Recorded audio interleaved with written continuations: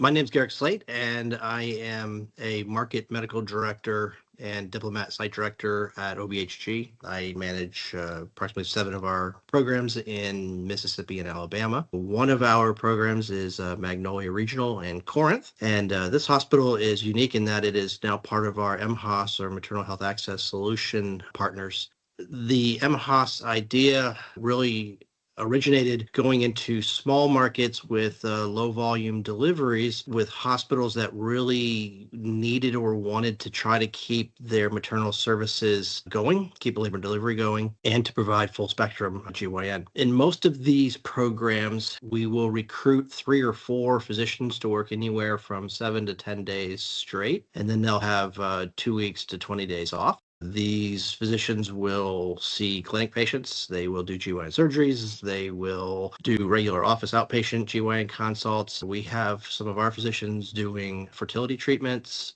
And in addition, we're able to support the labor and delivery unit of that institution. The market medical director specifically really needs to wear 2 hats. You need to almost be an employee of the hospital you're working for while being an employee for OBHG, and melding those together to say, okay, how do we use OBHG's core values and mission to an institution that has its own core values and mission and make a melded process. I enjoyed sitting down with the hospital, asking what isn't working. The last thing you want to do is destroy something that's working well.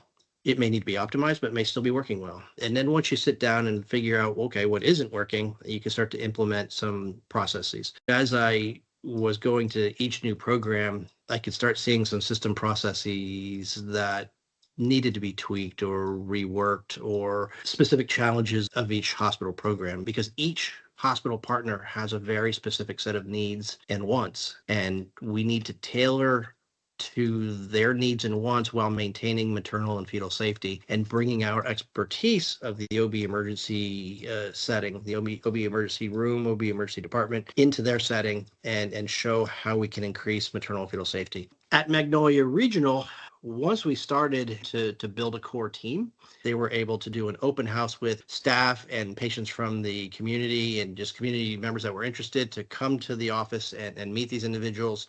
Once they're seen as part of the community and working there, the next thing is that I sat down with the head of OBGYN of the Ochsner Rush clinics, and they have just reviewed all of their protocols.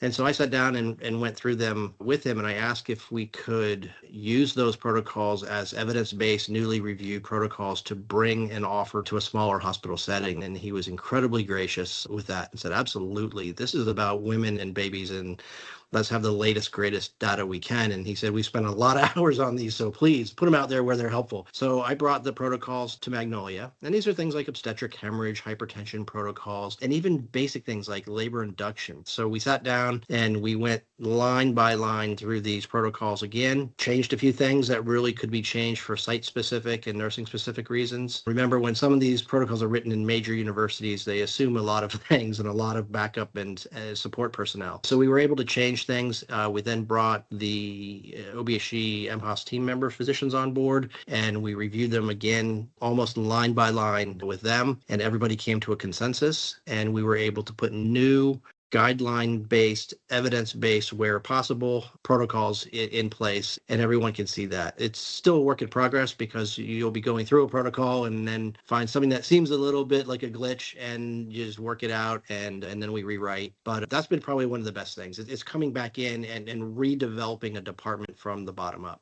One of the things that we looked at is there were a lot of patients from that area that were actually driving between an hour and a half and 2 hours away to go and get specifically GYN surgeries. That was number one that we noted. Funny enough, one of the gentlemen that we recruited, he was one of the people that was receiving a lot of those patients in a practice that he was at. And so when he came, his own patients followed him back. And funny enough, several of them are from the area. So he was able to actually be a part of that community and bringing his own back. And his first day of clinic, he was fully booked. There were patients as far as Memphis that were driving back down which is a couple hours, to come down to that clinic and see him specifically.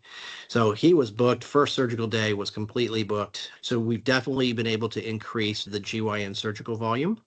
The other interesting piece in there is that sometimes it seems a little strange, but some of these small hospital partners have like the best robots. They have a Da Vinci Xi robot at this hospital, and two of the gentlemen in our group are robot trained, and the other one is he's now hopping on board. He's, you know what, let's get trained up on this and let's increase robotic volume for you.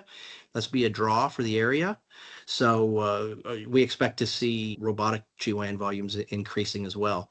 So it's going to be that draw now for the neighboring community and hopefully a couple communities distant that will now see this as a star place to come to.